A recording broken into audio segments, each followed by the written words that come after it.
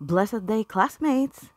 For today, we will be reporting Project Feasibility Study. Myself will be the first presenter, and the second part will be presented by Sir Nordi Pareño.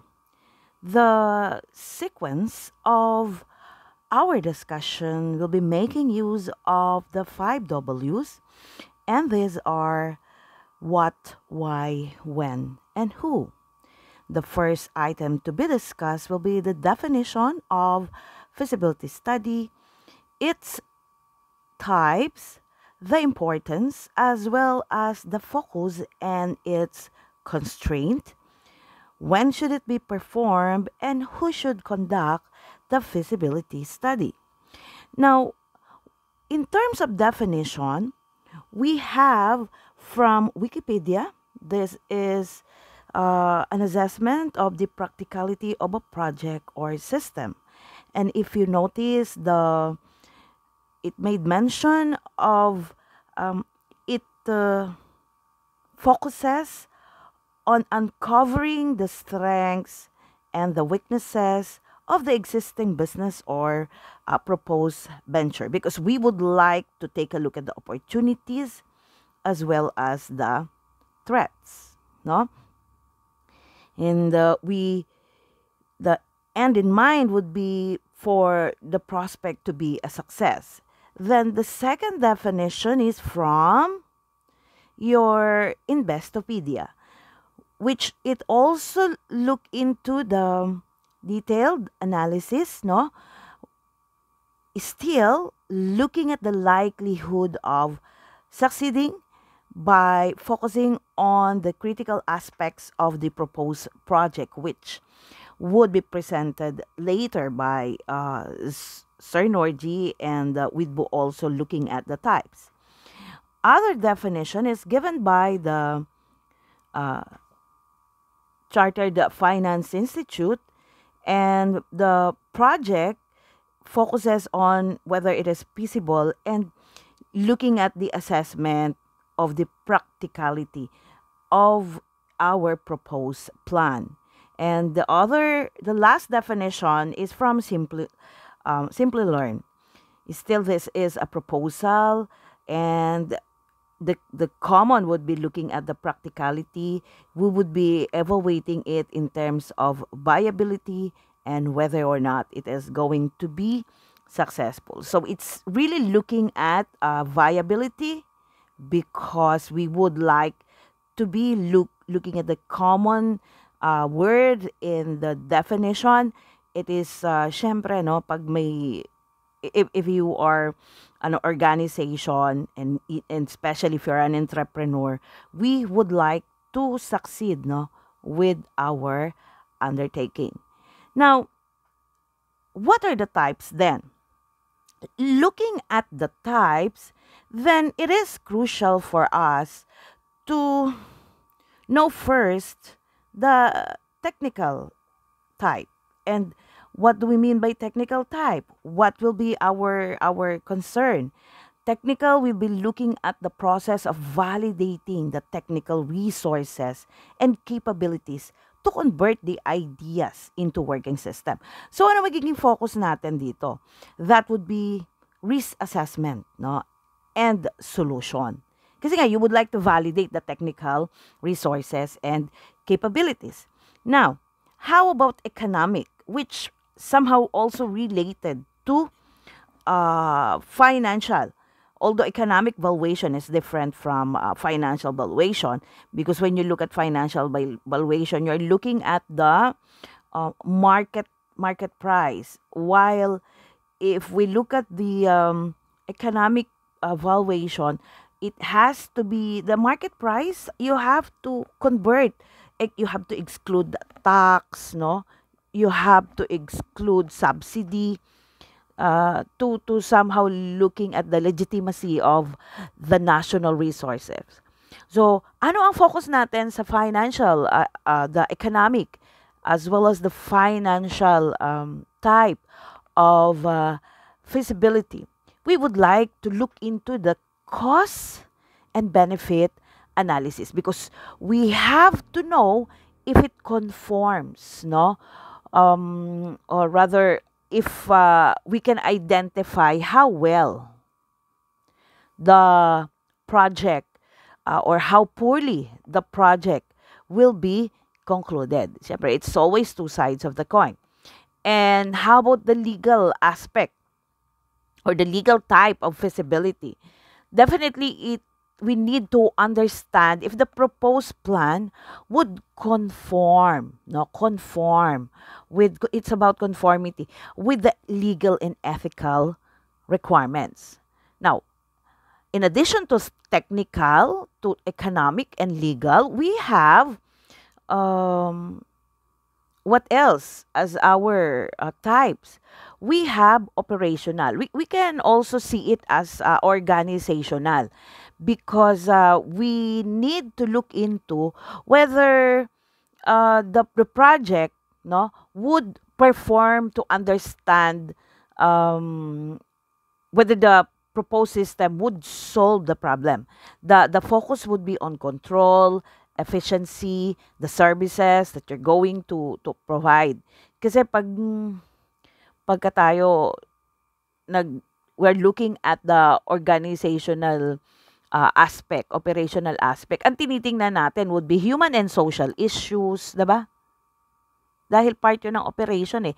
The heart of any organization is the human resource. And definitely, kung yung i-develop mo bang project, will it be used? Diba? So, we have to focus on control, efficiency, and services. What other types do we have to look into? The market.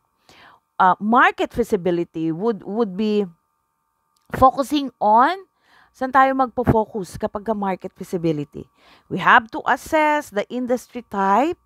We have to look into the marketing characteristics and the improvement.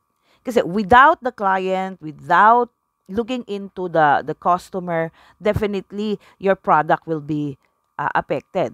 Diba? Kasi when we look at marketing, we have 4Ps, we have 4Cs, no? So crucial yung looking at the industry type, looking at the demand, no, and how you'll be able to provide. Kasi kung you won't be able to provide for the gap between the demand and the supply, I don't think there's a need for us to do the project, 'di ba? And the last one would be scheduling. And why do we have to have scheduling feasibility? Because we have to measure the reasonability of the project duration. No? So, syempre naman, time is gold. No? It's a resource that somehow, once it's gone, wala na. No? So, ano yung tinitingnan natin sa scheduling feasibility? We look at the timeline, the estimations, and how we can optimize resources. That's why it's also related to your economic feasibility. If these are our what, now we look at the definition, we look at the types, then what's the importance? Well, looking at the different items given to us, no? Sabi dito, point out the valid reasons to go ahead with the idea. Why is that so? Kasi nga, we're looking at the viability. Feasibility study is important if you are a startup, and perhaps the most crucial problem we will face after expressing an interest, no, of starting a new business would be no, getting it into the right business at the right time. 'Di ba ganun 'yon? Timing is everything, no, when we would like to do something. So that's why we do feasibility study to save time, money, and resources, and we would be able to focus, as well as we can identify new opportunities. It's really going to give us, no, a basis whether it is a go or a no-go decision. We'd be able to narrow down alternatives, because we would be making use tools, economic valuation and financial valuation, to know which is the best option to optimize the resource. And Why? It enhances the probability of success in a short span of time because we have scheduling feasibility. It helps to make clear future growth plans. Why again? Because the it can indicate that there are ideas that can result in a probable successful business venture, even if um, no, there's also a failure rate, no, because if it is new business or a new product.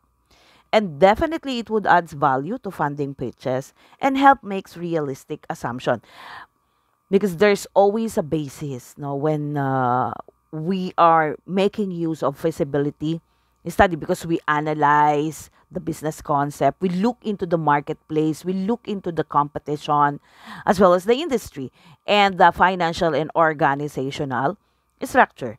Now, incidental to the importance, what are our focus? Kasi we made mention na kanina. Syempre, demand is so crucial because we have to identify if there's any gap between demand and supply. Acceptability is crucial and practicality. We need to be able to adapt, no, to because there is a need for us to innovate. That's why we normally have a project integrate because that's one way for us to have competitive advantage aside from expansion efficacy, no, and naturally implementation of the idea that we have because um sabi nga natin kanina it's not easy to implement. It is extremely difficult to implement because we would like to getting into the right business at the right time. Napakasimpleng advice pero ang hirap gawin, 'di ba? And with that, what normally are the constraints? The possible constraint will be because of your budget, because of technology, the technical aspect, internal yan. And the internal corporate constraint would be looking at your marketing aspect, your financial, and the external constraint would be logistics, the environment, the laws and regulation. That's why you are even if we need to look into the legal aspect, diba? The legal feasibility. And who normally perform feasibility study? You have two options. One would be internal, the company's management. Ang kadalasan kasama dyan, yung mga senior. One would be well-versed, no, with doing the feasibility study, or you can engage a consultant. And whether you engage the company's management or the consultant, it is crucial that they must be experienced in conducting feasibility study. They need to have the experience in the type of the study that they are going to undertake, and they have the experience in that particular industry. And of course, you have to act independently. You have to have a fair and correct opinion because when making decision, that is crucial, no? Yung viewing it in the different perspective with those who would be affected by the project that we would like to involve ourselves. And our last topic would be when to conduct this. Sabi nga natin, dahil timing is important, then you have to conduct this before the business plan. Meron pa nga tayong pre-feasibility study before feasibility study.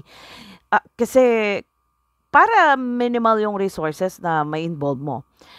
When determining it is a go or no go with a particular project.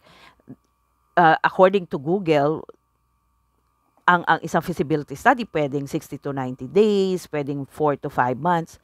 But actually, it's very much dependent on how the scope of your project, no, how significant it is.